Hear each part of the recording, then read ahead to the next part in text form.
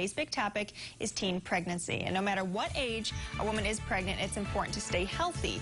But now a childhood disease could be a huge concern for many expectant moms. Melanie Torr explains why.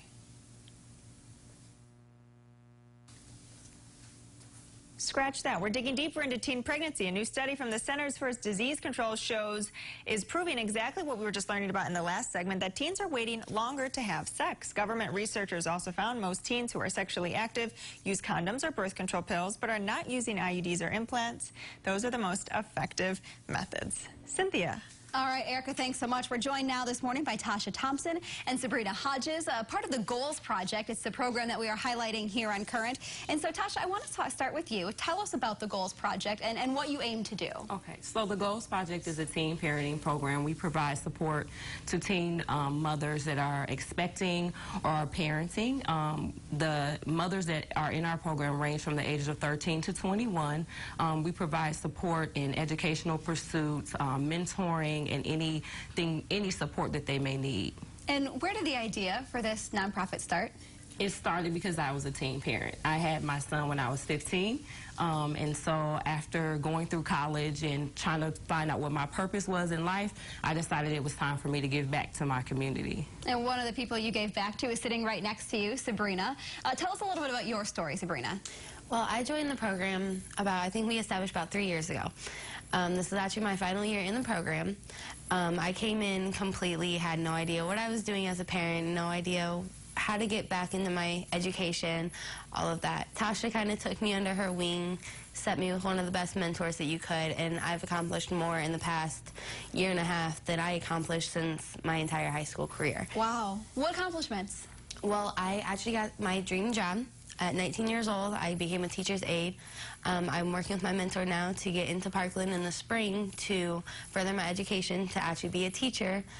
And my daughter is one of the happiest, healthiest children because, you know, we have all these extra resources that, you know, Tasha was gracious enough to provide for us. And so you mentioned that mentoring support really helped you. It does, yes. Tell us a little bit about what it means and how it's kind of helped you along the way reach this great place that you are in now. My mentor, she's kind of like the big sister aunt that I never had that I always wanted kind of thing. She definitely gives you kind of that bump when you're down on yourself, but she knows everything. My mentor is actually a grad student, so okay. I have someone to really look up to, and she just never lets me fail. She's constantly on my back all the time about everything. Yeah. So. And you mentioned that your daughter is now the happiest she's ever been, yes. As well. So this has not only made an impact certainly in your life, but, you know, being a happy parent makes for a happy child, right? Exactly. All right, so Tasha, we touched on those three main things that the Goals Project tries to do. Let's start with healthy parenting. What are some things that you try to teach the people who are in the Goals Project about parenting? Well, most recently, we actually had a workshop about just self-care and the mom taking care of herself in order for her to be able to take care of her child. So just talking about discipline and healthy ways to discipline your child, and healthy parenting styles, and kind of talking to them about just the different ways that people parent depending on the child, and advocating for themselves if they need some extra support in disciplining. Mm-hmm. Yes. And when we had our nurse practitioner in, that was something she mentioned right away that they become very concerned about with teen mothers is that support system. How important is that?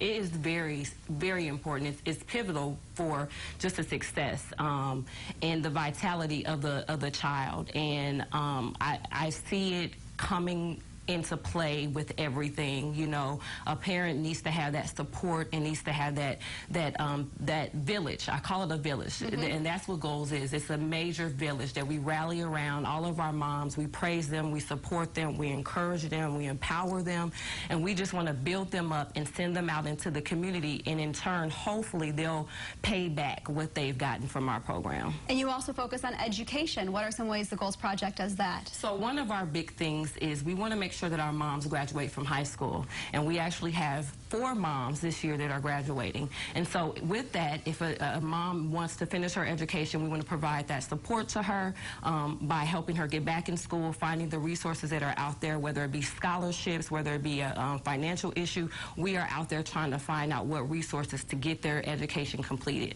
And what about the mentoring? Mentoring is the biggest piece. It's all about relationship with our moms, just as Sabrina talked about her relationship with her mentor. The mentoring is one-on-one. We try to link up all of our moms with a mentor, someone that they have something in common with, and that mentor helps guide them through the struggles and the trials of life. They're there during the good times, they're there during the bad times, but they're always providing support to them, yes. All right, and Sabrina, what do you think was the most difficult aspect of being a teen parent? It was the support for me. It was something that I never expected to happen to myself, and it did, and I didn't know how to deal with it. I wasn't really talked to about it, so I kind of missed that part in life, and then just, you never know what to expect when you're a parent. Even being in high school and being pregnant, people are mean. So dealing with high school, trying to graduate, and then doing it pretty much on your own has been the hardest thing. And what would you say to other teenagers out there who may find themselves in a similar situation and are feeling, you know, frustrated and alone? Don't be afraid to speak up. That was my biggest downfall. Is I was terrified. I figured I'd be judged. I had so many fears, and I just I retracted from the world kind of thing. I tried to do everything on my own, and in the end that put me into a state of depression. I couldn't, you know, I just needed that extra support. So don't be afraid to speak out and ask for help. Okay, all right. Sabrina, Tasha, thanks so much for joining us. Thank you.